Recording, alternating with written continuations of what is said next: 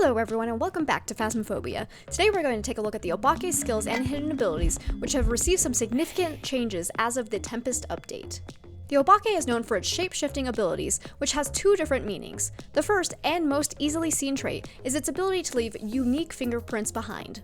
The Obake has a special 6-fingered handprint it can leave behind on doors and coolers, and a special double fingerprint on light switches.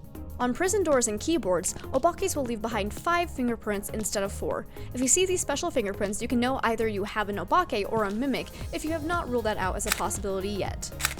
Because of this, the Obake is always guaranteed to have fingerprints as evidence, so if you are playing on Nightmare or a custom difficulty with 1 evidence, and you do not get fingerprints, you can immediately rule out Obake.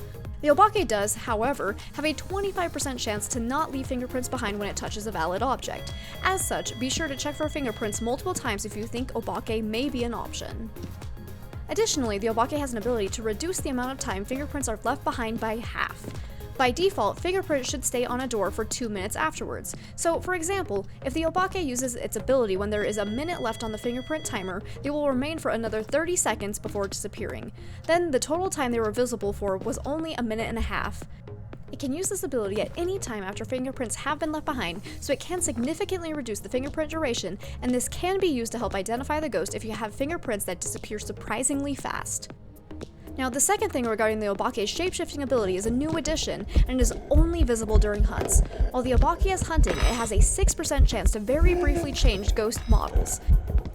This is guaranteed to happen at least once a hunt, but can be very hard to see if you are not prepared to loop the ghost in an open area.